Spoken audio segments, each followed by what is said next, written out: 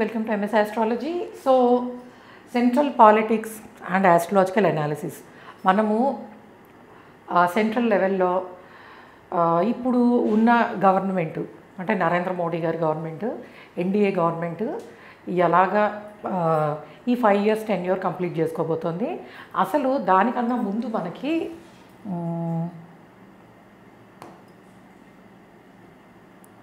Okay, so first ఒక చిన్న recap చేద్దాం. మనము 2018 డిసెంబర్లో అని అనుకుంటా, నాకు బాగా గుర్తున్నంత మటుకు 2018 డిసెంబర్ 19 ఎలక్షన్స్కి బిఫోర్, 2019 ఎలక్షన్స్కి బిఫోర్ మనము ఈ 2 హారోస్కోప్స్ విడివిడిగా చూసాం. సో రాహుల్ గాంధీ గారు హారోస్కోప్ చూసి మనకి నీచపడ్డ ఈ శాటర్న్ అండ్ రాహు మహాదశ స్టార్ట్ అయింది 2019 ఏప్రిల్లో. సో ఈ కాంబినేషన్స్ అన్నీ చూసి మనము 18లోనూ 2019లో ఈయనకి రాహు మహాదశ స్టార్ట్ అవబోతోంది. బట్ రాహువు కుజుడిచ్చినంత రిజల్ట్ ఇవ్వలేడు, ఎందుకంటే శని నీచపడిపోయి ఉన్నాడు. Rahu will behave like debilitated Saturn అని చెప్పి అనుకున్నాం. ఓకే, ఇది పక్కకు పెడదాం. And coming to Narendra Modi గారి హోరోస్కోప్లో ఆ రోజు మనం చేసిన అనాలిసిస్లో 2019 ఎలక్షన్ గెలిచే అవకాశం ఉందా అన్నప్పుడు చంద్రమహాదశ జరుగుతోంది. ఫస్ట్ టైం ఆయన ప్రైమ్ మినిస్టర్ అయింది చంద్రుల్లోనే. సో గుజరాత్ నుంచి వచ్చేసి ఈ లైక్ 9th లార్డ్కి సంబంధించిన దశ కాబట్టి సెంట్రల్ పాలిటిక్స్కి వచ్చారు చంద్రమహాదశలోనూ. అండ్ చంద్రుడు సేమ్ అటువంటి విక్టరీనే కంటిన్యూ చేస్తాడు అని చెప్పుకున్నాం. ఎందుకనంటే మనకి వీ హ్యావ్ కంపారిజన్, మనకి ఎవరు ప్రైమ్ మినిస్టర్ క్యాండిడేట్ అయ్యే అవకాశం ఉంటుంది. సో యూపీఏ కూటమిలోనా లేకపోతే ఈ ఎన్డీఏ దానిలోనా అనేది చూసినప్పుడు నరేంద్ర మోడీ గారి హారోస్కోప్లో యోగాలు అనేవి చాలా స్ట్రాంగ్గా ఉన్నాయి కాబట్టి అనుకున్నాం. అలానే కుజ మహాదశలో కాంపిటీషన్ ఎక్కువ ఉంటుంది, ఎందుకంటే కుజుడు 6th లార్డ్ కూడా. ఇదే వర్డ్స్ సేమ్ ఆ వీడియోలో ఉంటాయి. మీరు నరేంద్ర మోడీ గారి వీడియో ఉన్న దాంట్లోనూ రాహుల్ గాంధీ గారి వీడియో కూడా ఒకసారి చూడండి, చూస్తే ఇది మీకు దాని కంటిన్యూటీ అనమాట. ఓకే, కుజ మహాదశలో ఎలక్షన్స్కి వెళ్తారు కానీ కాంపిటీషన్ ఎక్కువ ఉంటుంది, ఎందుకంటే కుజుడు 6th లార్డ్ కూడా. 6వ భావం అంటే అపోజిషన్ అని అర్థం, ఆయన 6th లార్డ్ కూడా కాబట్టి కాంపిటీషన్ ఉంటుంది, బట్ స్టిల్ విన్ అవుతారు. సో ఈ సంవత్సరం ఏమైంది మనకి 2024 ఎలక్షన్, 2019 అంతా స్మూత్ ఏం లేవు. సో అదే చెప్పింది, చంద్రుడు ఇచ్చినప్పుడు యోగకారకుడైన చంద్రుడు 9th లార్డ్ కాబట్టి స్మూత్గా ఇచ్చాడు. ఆ అట్రాక్షన్ కూడా వేరుగా ఉంటుంది చంద్రుల్లో. కుజుడు వచ్చేటప్పటికి ఏంటంటే పోటీతత్వం పెరుగుతుంది. సో ఇక్కడ మీరు ఈ 2024 ఎలక్షన్లో చూసుకున్నా కూడాను రాహుల్ గాంధీ గారి దాంట్లో 2024 మే నుంచి ఉన్నది శని అంతర్దశ. మీకు శని పెంచాడు, యోగకారకుడు కదా. సో 44 అరౌండ్ సీట్స్ నుంచి వాళ్ళకి 99 వరకు వచ్చాయి. ఎందుకు పెరగడానికి? ఆయన యోగకారకుడు కాబట్టి అవకాశం ఉంది. కానీ సేమ్ నీచపడిపోయిన గ్రహానికి ఎప్పుడు కూడాను అంత శక్తి ఉండదు. సో అంటే కాంపిటీషన్లో గెలిపించేంత శక్తి ఉండదు. ఓకే, అయితే ఇప్పుడు మనం చూడాల్సింది చాలా ఇంపార్టెంట్ ట్విస్ట్లు ఉండే అవకాశం ఉంటుంది ఈ 5 yearsలో. ఎందుకు ఉంటుంది? బికాజ్ మనం 2019లో 18లో కుజ మహాదశ స్టార్ట్ అయ్యేటప్పుడే అనుకున్నాం కుజుడు కనుక వస్తే కాంపిటీషన్ పెరుగుతుంది అని. సో ఇప్పుడు కుజుడే జరుగుతున్నాడు. అండ్ 2027 డిసెంబర్ టైంకి ఈయనకి కుజ మహాదశ పూర్తయి రాహు మహాదశ వస్తుంది. సో రాహు అంటేనే మార్పు అని అర్థం. అంటే ఈ రాహుకి అంత బలం లేదు, ఎందుకంటే శని నీచపడిపోయి ఉన్నాడు. బట్ స్టిల్ అంటే అపోజిషన్లో కూర్చోబెట్టడం తప్పించి ఈయన అంత స్ట్రాంగ్గా వచ్చే అవకాశం లేదు. కాకపోతే రేపు ఫ్యూచర్లో మనకి ఇక్కడ ఈ నరేంద్ర మోడీ గారి హారోస్కోప్లో ఉన్న కాంబినేషన్స్ రాహు మహాదశని చాలా స్పెషల్గా స్టడీ చేయాలి. ఎందుకు? నేను 2 రిఫరెన్స్లు చెప్తాను మీకు. నెంబర్ 1 రిఫరెన్స్ కేసీఆర్ గారి దానిలో కేసీఆర్ గారు 2nd టైం ఎలక్షన్ గెలుస్తారు. కానీ 3rd టైంకి వెళ్ళేటప్పటికి ఆయనకి రాహు మహాదశ అయిపోయి గురు మహాదశ స్టార్ట్ అవుతుంది. గురువులో అది రాహు ఇచ్చినట్టు గురువు ఇవ్వడు అని ఎందుకు అనుకున్నాం అంటే, ఆయనది మేషలగ్నము, 2లో గురువు ఉంటాడు. అండ్ రాహు వచ్చి ధనస్సులో ఉంటాడు, 9th హౌస్లో. సో రాహు మహాదశ రాహు ఇచ్చిన దాన్ని రాహువే మారుస్తాడు. మళ్ళీ గురు మహాదశ వచ్చేటప్పటికి ఏమైంది? సేమ్ గురువు ఇంట్లో ఉన్న రాహువే యాక్టివ్ అయ్యాడు. సో అప్పుడు మీకు మనకి తెలంగాణకి ఆయన ఇంకా ఎట్లా అంటే తెలంగాణ జాతిపిత అన్నంత ఫేమ్కి తీసుకెళ్ళిపోయి ఇప్పుడు గురువు వచ్చాక చూడండి ఈ రాహు మళ్ళీ ఏం చేస్తున్నాడు, ఈ స్కామ్స్ అని అదని ఇదని కొన్ని రకాల ఇబ్బందులు పెడుతున్నాడు. అలానే దశని కూడా అంటే ఎలక్షన్లో రిజల్ట్ని కూడా ఇవ్వలేదు. ఇది మనము కేసీఆర్ గారు హారోస్కోప్ చూసినప్పుడే రాహు మహాదశ వస్తే గురు మహాదశ వస్తే రాహు ఇచ్చిన దాన్ని మళ్ళీ ఆ రాహు కంటిన్యూ చేయడు. బికాజ్ గురువు ఇంట్లో ఉన్న రాహు అని అంటే గురు ప్రభావం కన్నా కూడా రాహు ప్రభావం మళ్ళీ ఎక్కువ ఉంటుంది. సో రాహు అంటే అంతే, ముందు ఏ గ్రహాలు ఇచ్చినా ఆయన ఇచ్చినా కూడా ఆయన మార్చేస్తాడు. ఓకే, ఇప్పుడు నరేంద్ర మోడీ గారి హారోస్కోప్లో రాహు మహాదశని ఎలా చూడాలి? నెంబర్ 1 థింగ్, రాహు ఉన్నది ఉత్తరాభాద్ర నక్షత్రం మీద.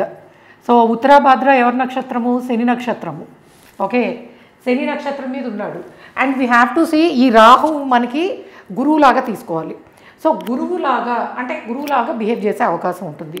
సో గురువు ఎక్కడున్నాడు? శనింట్లో ఉన్నాడు, అక్కడ వక్రంలో ఉన్నాడు, అంటే బలము తక్కువ ఉంటుంది.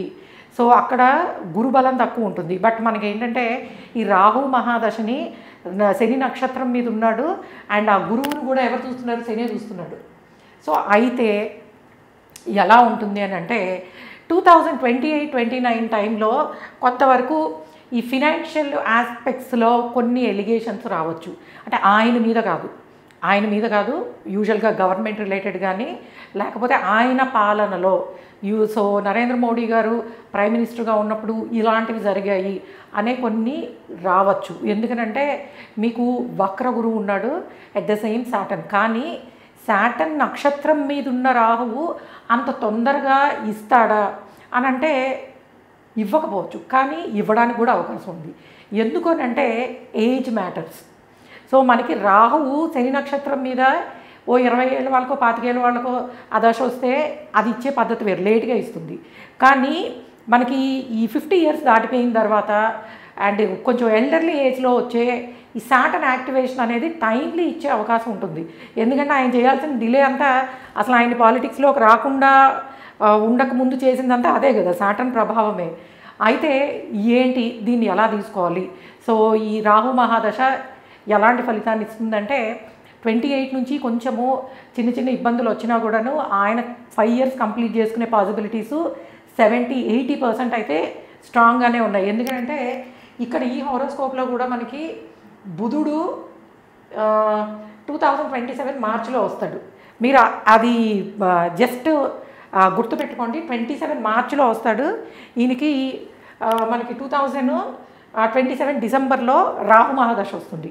అంటే ఇక్కడ బుధుడు సాటర్న్ కన్నా బెటర్ రిజల్ట్ ఇవ్వడానికి పాసిబిలిటీ ఉంది. ఎందుకని అంటే బుధుడితో పాటు మీకు బుధుడింట్లోనే ఉన్న కుజుడు అండ్ రాహు 2 యాక్టివ్ అవుతాయి. సో రవి యాక్టివేషను కుజుడు యాక్టివేషన్ అంటే okay, let me create competition, ఏదో ఒక రకంగా ఇబ్బంది పెట్టడానికి కాంపిటీషన్ అనేదాన్ని క్రియేట్ చేయొచ్చు. అందులో ఇప్పుడున్న గవర్నమెంట్కి మనకి కంప్లీట్ మెజారిటీ అనేది అంటే బీజేపీ పార్టీ పరంగా లేదు, బట్ ఎన్డీఏ కూటమి పరంగా బాగుంది. అయితే ఈ 5 ఇయర్స్ కంప్లీట్ చేసుకోవడం అనేది డెఫినెట్గా జరుగుతుంది.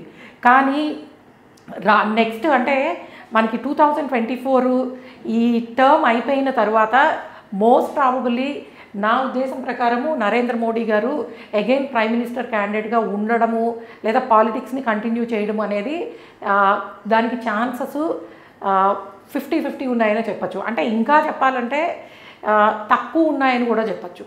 అంటే నెక్స్ట్ టైం మనము ఈయన అగైన్ మళ్ళీ ప్రైమ్ మినిస్టర్ క్యాండిడేట్ కింద ఎన్డీఏ దానికి తీసుకునే ఉండే అవకాశాలు తక్కువ ఉంటున్నాయి. ఎందుకంటే రాహు మహాదశ వచ్చిన తర్వాత రాహు కుజుడు కానీ అంతకుముందు ఇచ్చిన ప్లానెట్స్ ఇచ్చిన దాన్ని కానీ యూజువల్గా కంటిన్యూ చేయడు. అంటే రవి మహాదశ, చంద్ర మహాదశ, కుజ మహాదశ ఆయన్ని 3 సార్లు సీఎం గాను 3 సార్లు పిఎం గాను చేసేసాయి. రాహు అటువంటి అంటే ముందు గ్రహాలు ఇవ్వకపోతే రాహు ఇస్తాడు, ముందు ఇస్తే రాహు ఇవ్వడు.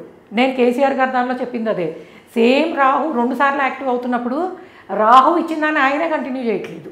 సో కాబట్టి ఈ కాంబినేషన్స్ అనేవి ఏంటంటే కొంతవరకు ఈ గవర్నమెంట్ లాస్ట్ అంటే లైక్ 28-29లో చిన్న ఇబ్బందులు ఎదుర్కోవచ్చు, కానీ 5 ఇయర్స్ కంప్లీట్ చేసుకుంటుంది.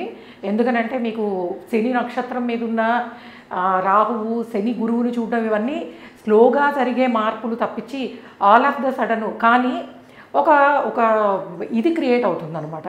అంటే something is going to happen అన్నట్టు ఏదో పబ్లిసిటీలు ఇవి అవి క్రియేట్ అవుతాయి కానీ బట్ ఆ గవర్నమెంట్కి వచ్చిన ఇబ్బంది అయితే మ్యాక్సిమం ఏమీ లేదు. సో 5 years కంప్లీట్ చేసుకుంటారు. నెక్స్ట్ నరేంద్ర మోడీ గారు పాలిటిక్స్ నుంచి వెళ్ళిపోయే అవకాశం కూడా ఉంది. సో అయితే మేబీ అడ్వైజర్గానో దేనిగానో వాళ్ళ బీజేపీ దాని వరకు ఉండొచ్చు కానీ మోస్ట్ ప్రాబబ్లీ. కానీ రాహు మహాదశ ఏం చేస్తాడు? పంచమ రాహు కదా.